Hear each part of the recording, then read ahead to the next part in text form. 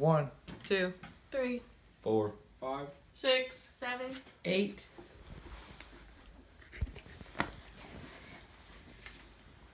Mrs. Adachi defines feminism as feminism, a person who believes in the social, political, and economic equality of the sexes. She defined that in her TED Talk in 2013. All of the waves of feminism have a clear message that they just want the equality of sexes. So while each feminism has a sub-goal, they all have the one original goal to begin with. The first wave of feminism we see our very first female rights movements, and the main reason that they wanted rights was to include voting rights.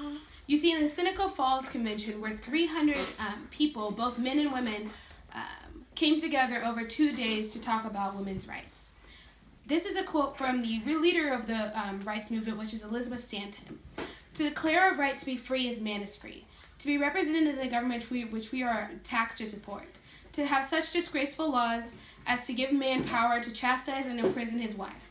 To take the wages she earns, the property which she inherits, and, in cases of separation, the children of her love."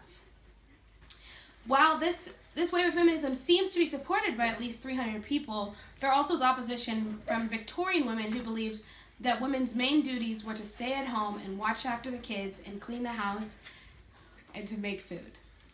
And the second wave of feminism is sometimes hidden behind the effects of the anti-war movements and the Black Power or Black Panther movement.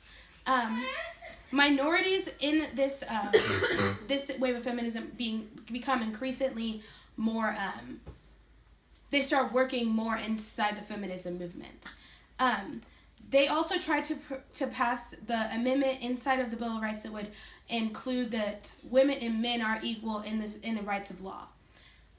This wave of feminism also is more brazen in the way that they showed that they were against some of the policies and the ways that they were treated in society.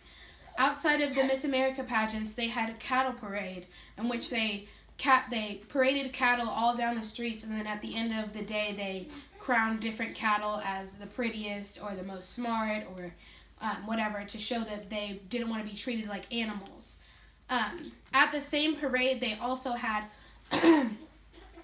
burnings of different things that they considered would be toxic femininity, which would be like they burned their bras, they burned different dresses, high heels, makeup, eyelashes, and they also, this was the first time we saw different kinds of articles or literature being passed around to show ideas of different ways of feminism, including the Bitch Manifesto. Martha Thompson wrote in her 4 Ways of Feminism in 2008, she declared that third wave feminism was the most radical of them all, because in third wave feminism, it was some people who belonged to second wave and first wave saw this as a step back, because in third wave feminism, women began to reclaim words such as like bitch, slut, whore, and they also began to reclaim the same things that the second wave of feminism burned at the cattle parades. They reclaimed eyelashes, high heels, bras, like dresses. They believed that you were able to wear a push-up bra and also have a brain.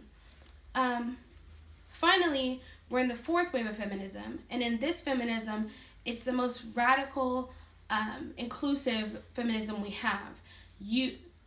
The whole point of the fourth wave of feminism is power, that you should feel powerful and strong in whatever sexuality, gender, way to express yourself that you can find or that you believe that you should stand in.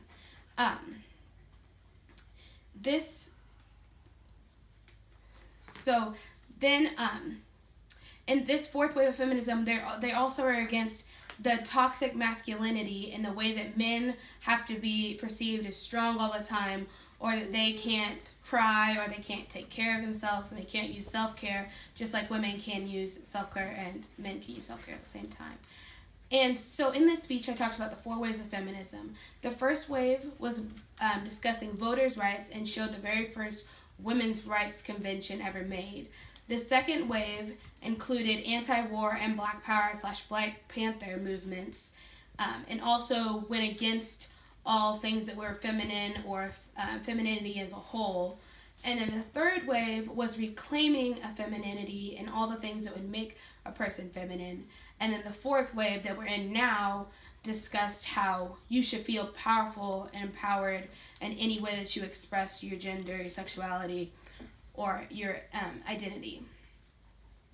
Malala Yousafzai describes feminism by saying, "We cannot all succeed when half of us are held back."